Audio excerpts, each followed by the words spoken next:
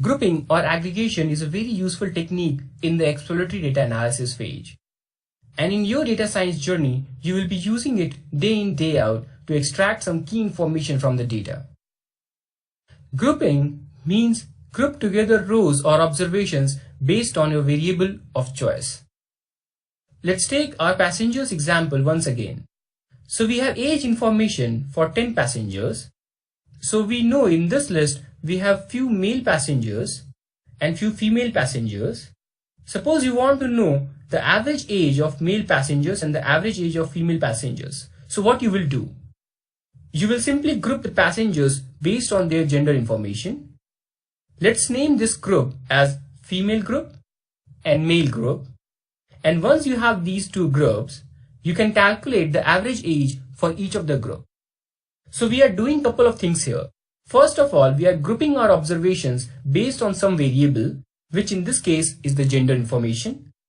And once the groups are created, we are summarizing the groups based on our requirement, which is the mean age in this case.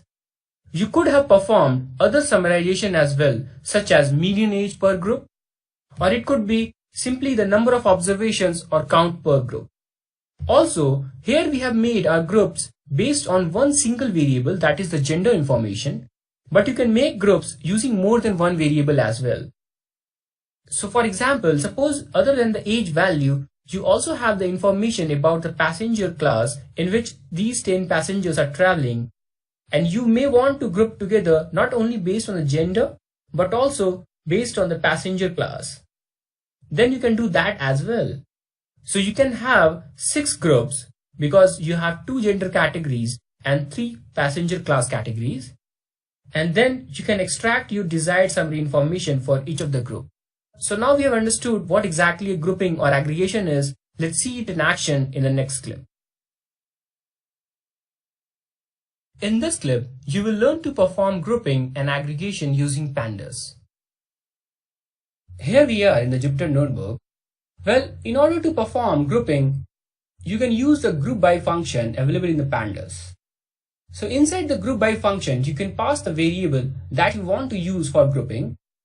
Well, if you have only one variable to create groups, you can simply pass it as a string. Otherwise, you can use a list of column names. Here in this simple example, we want to group together our Titanic dataset using the sex or gender information. And once the groups are created, you can apply any summary function on any attribute of the group. Here we are extracting the median value for age attribute for each group. So let's execute this cell. And here we have median age for male and female passengers on the Titanic ship. So by looking at these numbers, we can say that median age for both males and females are similar. Now let's look at a few more examples. In the next line, we are creating groups based on passenger class and then getting median passenger fare for each group. Let's execute this cell. So it is evident from the result here that first class passengers have paid more fare than second and the third class passengers. Let's try to find median age for each of the passenger class. So this time we have applied the median function on the age attribute. Well, if you want to have summary statistic such as median on multiple columns in one go, then you can do it as shown here in the next cell. Here we are applying the median function on both fare and age attribute. Let's execute this cell. And we have previous 2 aggregation results in one table. Well, what if you want to extract different types of summary statistics or aggregations in one go? Well, then you can use another very handy pandas function, that is AGG, shorthand for aggregation. So here we have used the aggregation function on the group by output, and inside the aggregation function, we have passed a dictionary. So here, after grouping by the passenger class, we want to calculate the mean for fare but median for age. Let's execute this cell. And here is our desired result. The aggregation can be a very handy function, but in pandas, you can perform even more complicated aggregations. Let's see one such example. Here we are creating a nested dictionary variable named as aggregations. You can follow the similar structure if required. Let's look at the first block, and for the fare column we want to find mean fare, median fare, maximum fare and minimum fare.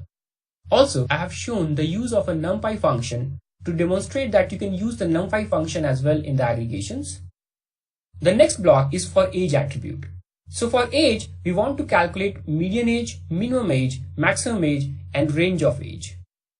Here I have used a lambda function to demonstrate the things you can do. The lambda function here simply finds the difference between the maximum age and the minimum age. Don't worry if you are finding this whole thing very complicated. I would highly recommend that you take this example and make some changes, maybe using some other variable for grouping or using some other summary statistics.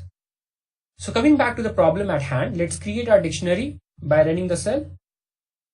Now we can simply pass this dictionary to the AGG function as shown here in the next cell. Remember, here we are making the groups based on the passenger class. Now let's execute this cell. And here we have our result in a nicely formatted table. Pandas is a very powerful thing, and you can do simple as well as very complicated things quite easily here. Well, if you notice, so far we are making our groups based on only single variable, but it is very much possible to perform the grouping based on more than one variable. In the next cell, we have used both passenger class and embarked column to get median fare for each of the combination of passenger class and embarked column.